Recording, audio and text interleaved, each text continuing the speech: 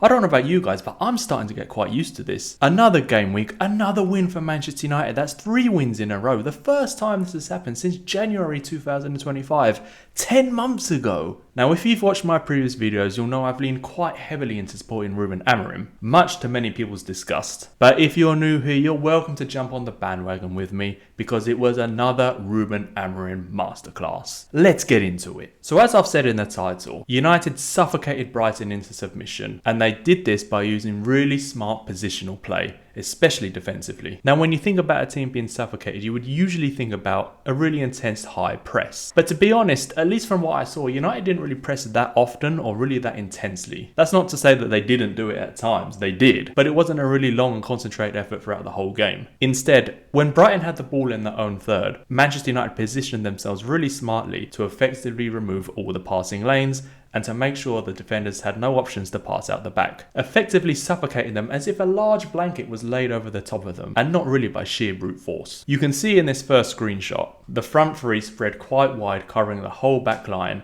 and the 2 central midfielders, Bruno and Casemiro, have pushed high up the pitch to support the front three and to ensure Brighton's deeper midfielders are man-marked. As the play progresses by a few seconds, Ahmad also joins that front line, which effectively made this defensive formation a 4-2-4. And this is incredibly aggressive and, like I said, suffocating. We progress the play once more in this sequence, and United have won the ball back. This time it's Casemiro. Although it wasn't Casemiro every time, United winning the ball back in Brighton's own third was a really common theme in this game. Here is a great demonstration of this, and this camera angle gives a great perspective of the 4-2-4. Here, Brighton are on the ball, and you can note United's defensive shape. Bruno and Casemiro are high up the pitch, despite the perspective not really showing it, and right wing back Ahmad is in line with the forward line. This shape is forcing Brighton's centre backs or defensive midfielders to either play long, play risky passes through the lines, or progress the play themselves. In this case, Ayari chooses the risky pass option, and it gets easily intercepted by Sesko, who ends up having a shot that was easily saved. But this sequence goes to show the genius of Amorim's suffocating defensive shape. And Mbeumo's goal is another really good example of this. Firstly, look how high Casemiro has gone, which is quite rare for him when Man United aren't on the ball. But anyway, notice how tight and compact the United positioning is. They're not really pressing intensely. Instead, they're blocking passing lanes and forcing Brighton players to play much riskier passes out the back. In this case, Shaw steps out from defence and challenges Rutter,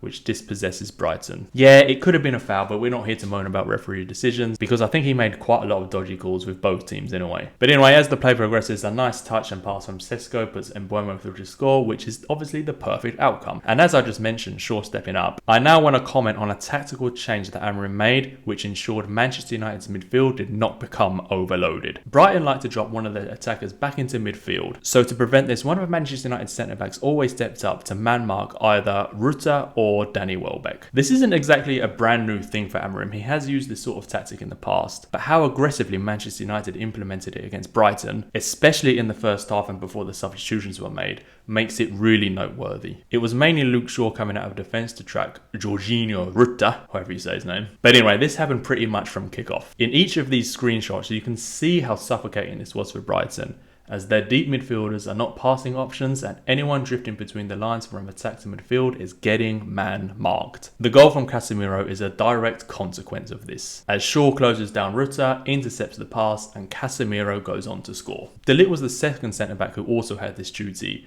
and he was there to man-mark Welbeck whenever he came deep. Although obviously, as Welbeck was the main centre-forward, this didn't happen as often as it did with Shaw marking Rutter. But on the subject of De Ligt, can I please take a minute to give this guy some praise? He has been an absolute rock at the back, and he's such a dominating figure. With challenges like this going on regularly and his passion on display, I'm sure he's on his way to becoming a real fan favourite. And on the subject of individual performances, how bloody good is Cunha, man? It's taken a little while for him to get going and to find his form, but he is such a good player. He's a proper throwback of a player. The type of player who just wants to get the ball at his feet, drive at players, and just take them on. His goal was of course really well taken, but I also found it interesting to note his positioning during some of the attacking phases. It almost seems at times that Amorim is giving him the license to roam. We often saw him coming in from the left-sided role to play purely centrally. Here he was able to get involved in the play more, and with Bruno covering him when he did go central, it didn't really leave any gaps in the formation. Cunha was a signing I was really excited about in the summer. He was electric for Wolves, and it's so good to see him finding his form now. I'm really looking forward to seeing progress.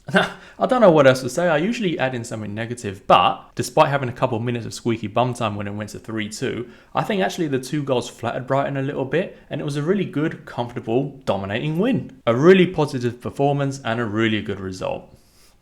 Nah, sod it.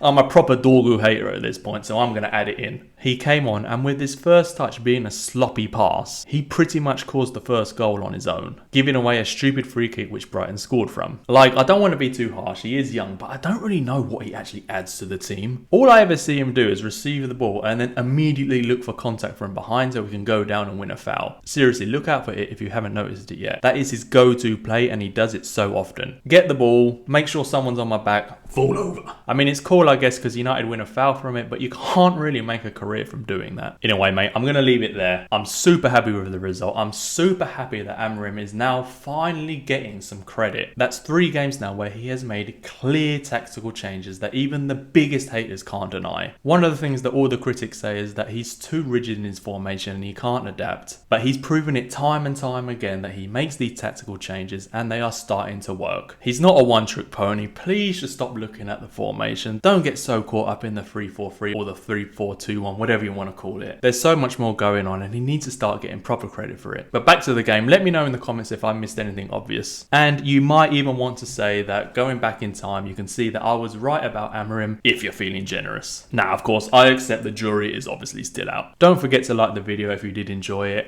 And please also consider subscribing to the channel as it would really help me out. Thank you.